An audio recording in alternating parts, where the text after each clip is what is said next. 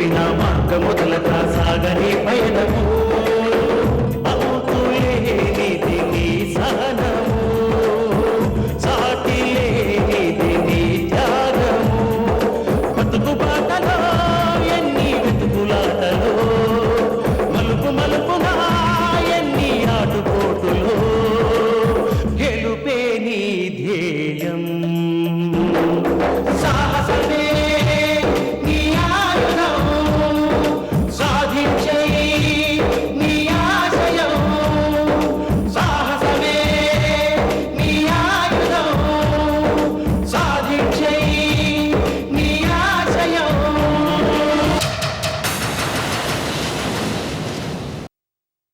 అమ్మా, మా అత్తగారు 10 లక్షలు చేబదులుగా అడుగుతున్నారు.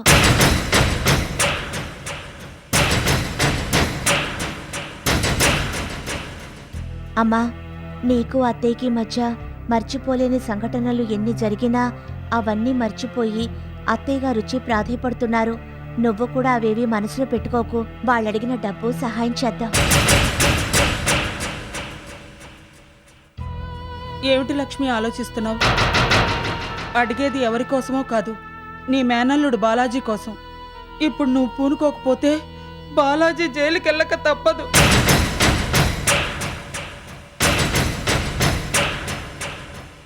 అమ్మా, ఇంటికొచ్చిన వాళ్ళని నిరాశపరచడం మంచిది కాదమ్మా. నీ నిర్ణయం ఏంటో చెప్పు. వదినా, వెళతారు వదినా, వెళతారు. కానీ ఏదో ఒక రోజు నేను చేసింది తప్పు, వాళ్ళు చేసిందే కరెక్ట్ అని నువ్వు బాధపడక తప్పదు.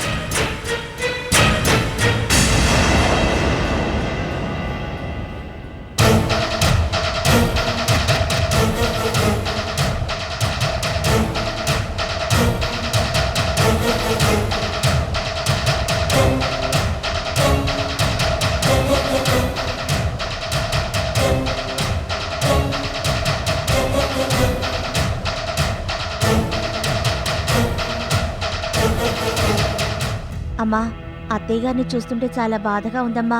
వాళ్ళకి డబ్బిద్దాం, జరిగిందంతా మర్చిపో. నార్మల్.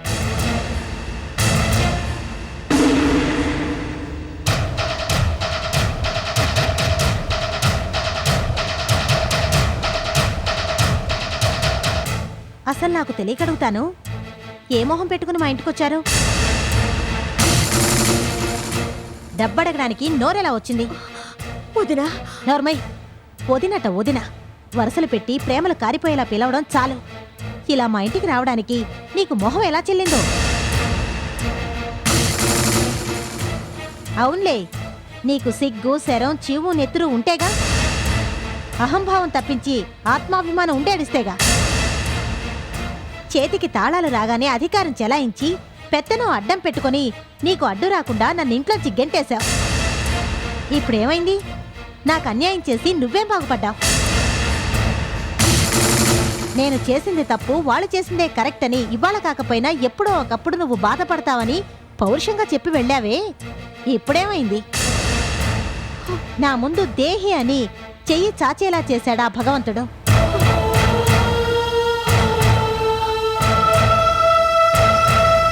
లక్ష్మి, నువ్వేనా ఇలా మాట్లాడేది? అవును, నేనే మాట్లాడుతున్నాను. నేనిలా మాట్లాడడానికి కారణం నీ కూతురే. లక్ష్మి, జరిగిందంతా. అత్తయ్య, మీ పెద్దరికం నిలబడాలంటే మీరింకేం మాట్లాడొద్దు. అమ్మా, ఏదో డబ్బు కోసం వచ్చారని ఇలా అవమానించడం ఏం బాగోలేదు. ఏమిటి బాగోలేదా? సరే, మీ అత్తగారు నాకు చేసింది న్యాయమని నీకనిపిస్తే వాళ్ళడిగిన డబ్బిచ్చి పంపించు. నీ పెద్ద కోడలిస్తే తీసుకువెళ్ళు.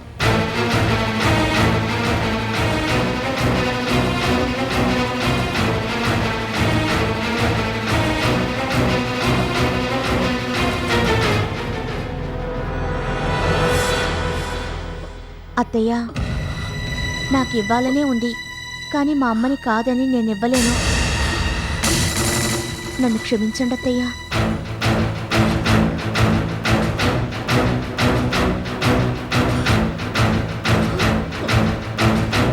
చెల్లెమ్మ, శాంతమ్మ, పిన్నమ్మ, అన్నపూర్ణమ్మ, నాకు మా ఆవిడ వాక్కే వేదవాక్కు. నన్ను కూడా క్షమించండి.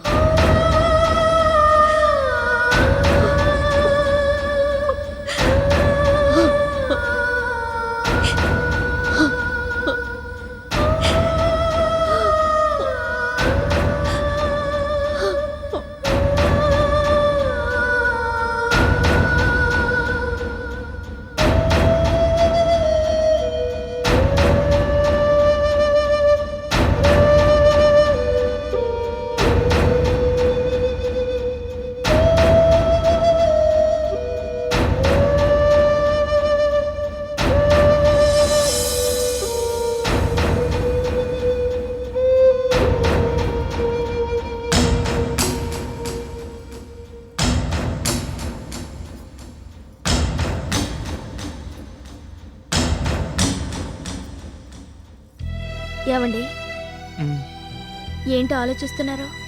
ఆలోచించడానికి ఏముంది? ఏమీ లేదు. శూన్యం. ఎటు చూసినా శూన్యం. పరిస్థితి పేకల మీదకొచ్చింది. బయటపడాలంటే ఏదో ఒకటి చేయాలి కదండి. ఏం చేయమంటావు? చేయడానికి ఏముంది చెప్పు. అంతా అగమ్య గోచరం. బాగా ఆలోచిస్తే మీరే తొందరపడ్డారనిపిస్తోందండి. ఆఖరికి నువ్వు కూడా నా మీద బురద చల్లుతున్నావా అనిత? అబ్బే, మిమ్మల్ని తప్పుపట్టడం లేదండి. మ్యాగ్నెటిక్ పెట్స్ వ్యాపారం వద్దని బామ్మ, అత్తయ్య గారు, మా అమ్మ, ఇంకా మనకు తెలిసిన వాళ్ళు పదే పదే చెప్పారు. ఇక మా నాన్నైతే సరే సరే, మీ టైం బాగలేదని, ఈ బిజినెస్లో మీరు రాణించరని, తక్షణం మానుకోమని ఎన్నో విధాలుగా చెప్పారు. అయినా మీరు వినిపించుకోలేదు. మీరే కాదు, నేను కూడా వినిపించుకోలేదనుకోండి. ఇప్పుడేం చేయాలో ఏంటో సలహాలు చెప్పడానికైతే అందరూ ముందుకొస్తారు గాని సహాయం చేయడానికి ఎవరు ముందుకొస్తారు? అయినా ఒకళ్ళని అనుకుని ఏమి లాభం? మన టైం బాగోలేనప్పుడు తాడే పాము అవుతుంది.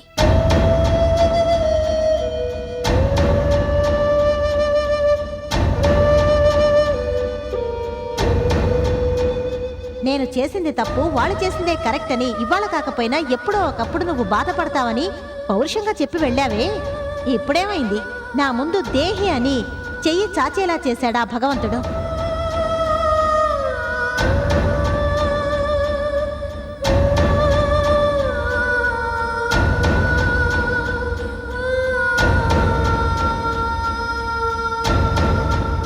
శాంతి, పొద్దుటి నుంచి ఏమీ ఎంగిలి పడలేదు. పచ్చి మంచినీళ్ళు కూడా ముట్టలేదు.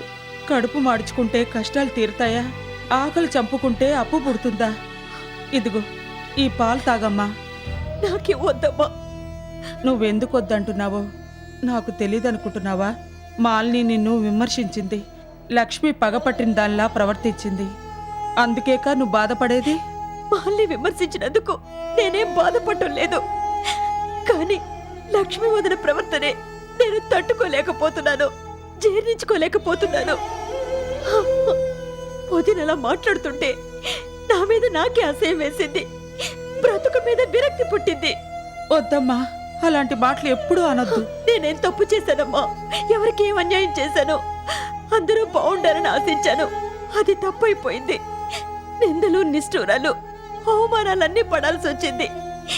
అందరూ నన్నే అనుమానిస్తున్నారు. తప్పంతా నాదేనంటూ వేలెత్తి చూపిస్తున్నారు. కొడుకులు, కోడళ్ళు, మనవలు ఉన్న ఈ వయసులో అందరి చేత మాటలు పడాల్సి వచ్చింది. నేనేం పాపం చేశానమ్మా?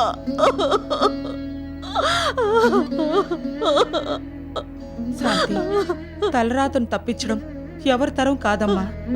దాని గురించి బాధపడి ఏమీ ప్రయోజనం లేదు. నా మాట విని నా కోసం ఈ కాసిన పాలు తాగమ్మా. మా అమ్మవు కదూ, తాగు తాగు శాంతి.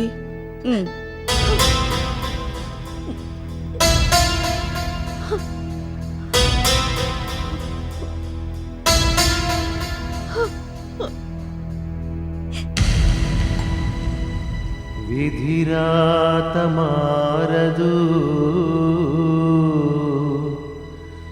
ఎదురీతాగదు,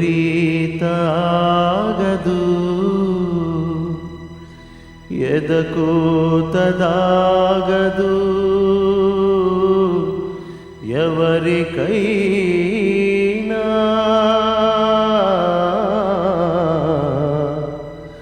కష్టాలు సుఖాలు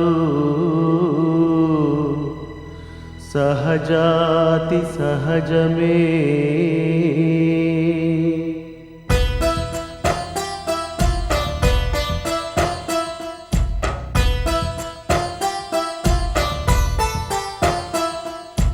ఒకరంటే ఒకరికి పడని స్వార్థ గుణము అకటా తన బాగునే చూసుకున్నారులే. రారయ్య తోడు కడదాక నీతో నీ తీరమే నువ్వు చేరాలిలే. అనుబంధమేది అనురాగమేది స్వార్థమే పరమార్థమన్నారులే. స్వార్థమే పరమార్థమన్నారులే.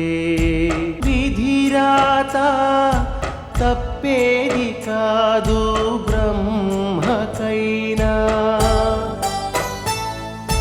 బ్రతుకు నాళ్ళని తెలుసుకోలేరయా. నాదంటూ నాదను పంతాలతోన స్వార్థానికే దాసులయ్యేరులే. తలచింది ఒకటి జరిగింది ఒకటి. అడుగంటిపోయేను ఆనందమే అడుగంటిపోయేను ఆనందమే.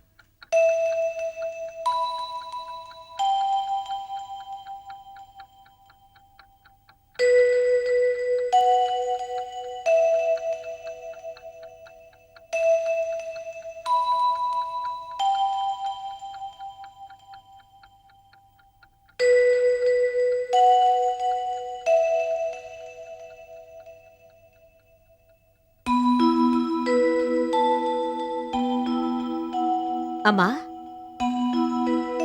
అమ్మా 8 అయిందిలే. ఏమిటి 8 అయిందా? ఆ,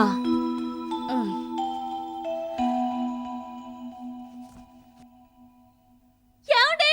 నన్ను అన్యాయం చేసి వెళ్ళిపోయారా? నన్ను నా కొడుకుని దిక్కులేని వాళ్ళని చేసి వెళ్ళిపోయారు. మీరు లేకుండా నేను ఎలా బతకాలండి? ఏమండి? అయ్యో దేవుడా, ఎంత పని చేశారండి? ఏమండి? నన్ను అన్యాయం చేసి వెళ్ళిపోయారా? శాంతి,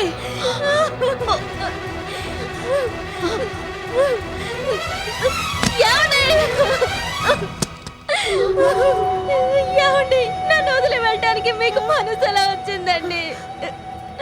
అయ్యో అనిత అనిత ఏమైంది? అనిత ఏమ్మా ఏమైంది? ఎందుకు అడుస్తున్నావు? చెప్పమ్మా చెప్పు.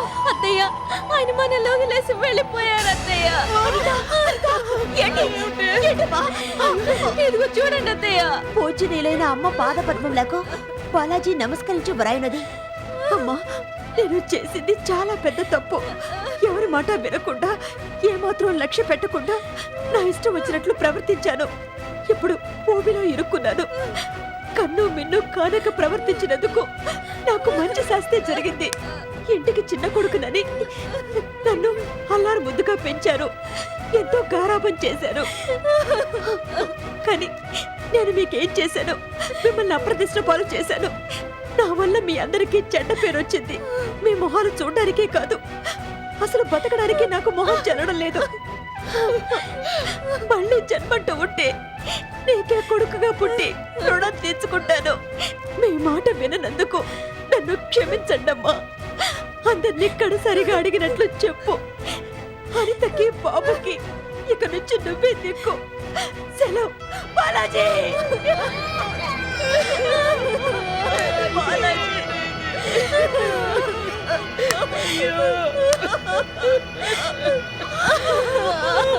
బాలాజీ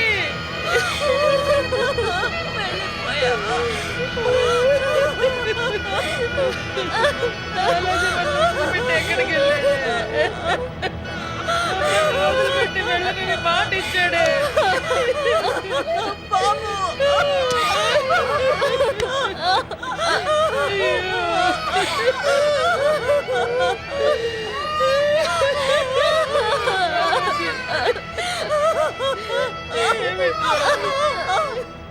భలే మంచి రోజు, పసందైన రోజు, వసంతాలు పూచే నేటి రోజు.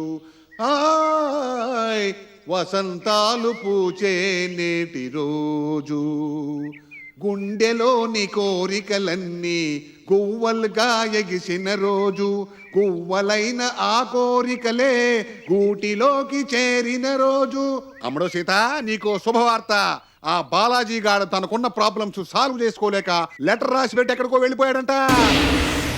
అవునమ్మడు, ఎక్కడికి వెళ్ళాడో తెలియదంట. ఈ శుభవార్త విన్నప్పటి నుంచి నా మనసు ఎలా ఉందో తెలుసా? బ్రహ్మాండమైన ఆనందంగా ఉంది. నాకు సంక్రాంతి పండుగ వచ్చినట్టు ఉంది. ఈ హ్యాపీ అకేషన్ లో నా క్లోజ్ ఫ్రెండ్స్ అందరినీ పిలిచి అందరికీ తలో క్వార్టర్ బాటిల్ సంతర్పణ చేసి నేను మాత్రం ఒకే ఒక్క ఫుల్ బాటిల్ తాగాలను. నువ్వు అంటేనే, ఊహు అంటే వద్దు. దీనికే నువ్వు చంకలు గుద్దుకోనక్కర్లేదు. బెడ్స్ తీసుకున్న వాళ్ళందర్నీ పోగేసి వాళ్లతో బాలాజీ మిమ్మల్ందరినీ మోసం చేశాడు, లెటర్ రాసిపెట్టి ఇల్లొదిలి వెళ్ళిపోయాడని చెప్పి వాళ్ళందర్నీ బాలాజీ ఆఫీస్కి తీసుకెళ్లి ఇంతకు ముందు నేను నీకు చెప్పినట్టు చెయ్యి. ఆ ఏర్పాట్లన్నీ ఎప్పుడో చేసేసానమ్మా. మన గోడచారి 420 గాడు అదేనమ్మా పొట్టోడు. బాలాజీ గారు ఆఫీస్కి వెళ్ళిపోయాడు. Already work started. నేను వెళ్ళి పర్యవేక్షించడమే. భలే మంచి రోజు, పసందైన రోజు, వసంతాలు పూచే